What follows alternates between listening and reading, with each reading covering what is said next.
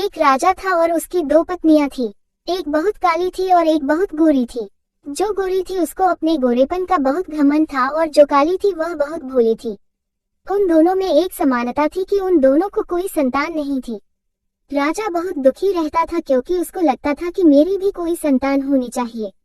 राजा अपनी दोनों पत्नियों से बहुत प्यार करता था, पर राजा की पसंद पत्नी गोरी वाली थी, लेकिन उसने कभी भी दोनों पत्नियों में भेदभाव नहीं किया। राजा की जो गोरी पत्नी थी वह बहुत घमंडी और झगड़ालू थी। घर के सब काम राजा की काली पत्नी से करवाती थी और वह बेचारी सब काम कर लेती थी पर राजा को कुछ नहीं बताती थी। एक दिन राजा की दोनों पत्नियों का बहुत बड़ा झगड़ा हुआ और राजा की गोरी पत्नी ने काली पत्नी को महल से निकाल दिया। काली रानी ने राजा को सारी बातें बताई और राजा उसे कहने लगा कि मैं तुम्हारे लिए अलग महल बना दूंगा, तुम उस महल में रहना। फिर राजा ने महल के सामने छोटा महल बनाया और उस घर में काली रानी को रहने बोला। एक दिन राजा दूसरे राज्य में घूमने के लिए जा रहा था तो उसने अपनी दोनों पत्नियों से कहा कि तुम दोनों को क्या क्या सामान चाहिए, मुझे बता दो, मैं तुम दोनों के लिए लेकर आऊंगा। तब राजा गोरी पत्नी के पास गया और उसे कहने लगा कि तुम्हें बाजार से क्या चाहिए, तो वह बोली मुझे मेकअप का सारा सामान चाहिए। फिर वह काली पत्नी के पास गया और उसे कहने लगा कि तुम्हें बाजार से क्या चाहिए। फिर वह राजा से बोली कि मुझे एक छोटा बंदर चाहिए। वह बोला कि ठीक है, मैं लेकर आऊंगा, कहकर राजा वहां से चला गया।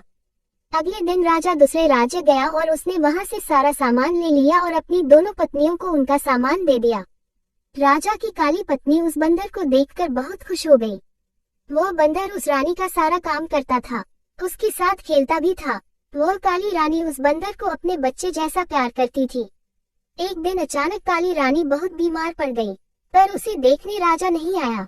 बंदर को बहुत गुस्सा आया और वह राजा के महल चला गया।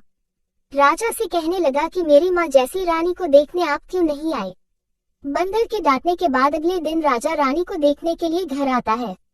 दवाएं और खाने पीने की चीजें देकर चला जाता है। वह रानी उस बंदर को बताती है कि मुझे एक संतान होनी चाहिए थी। वह बंदर उस रानी को बोलता है कि आप टेंशन मत लो, आपको संतान जरूर होगी, मैं भगवान से प्रार्थना करूंगा। अगले दिन वह बंदर घर से गेहूं का आटा लेकर मंदिर जाता है और गेहूं के आटे को गूंथता है और उसमें 2 आंखें, 1 नाक, 2 हाथ, 2 पैर ऐसे बनाता है और भगवान से प्रार्थना करता है। भगवान उस बंदर की प्रार्थना सुनकर उस आटे के गोले को एक छोटा बच्चा बना देते हैं और वह बंदर उस बच्चे को देखकर बहुत खुश हो जाता है। बच्चे लेकर काली रानी के गोद में दे देता है। काली रानी उस बच्चे को देखकर बहुत खुश हो जाती है, बंदर का बहुत बहुत धन्यवाद करती है। राजा को खबर मिलती है कि काली रानी को बच्चा हुआ है। राजा बहुत खुश हो जाता है, उसकी खुशी का कोई ठिकाना नहीं रहता। ढोल नगाड़े लेकर रानी के घर जाता है, उसे महल आने के लिए कहता है। काली रानी खुशी से अपने बच्चे को लेकर महल जाती है और राजा उस गोरी रानी को घर से निकाल देता है और काली रानी को अपने पास रख लेता है। इस कहानी से हमें यही सीख मिलती है कि कभी भी किसी बात का घमंड नहीं करना चाहिए। आशा करती हूँ कि राजा और 2 रानियों की ये कहानी पसंद आई होगी।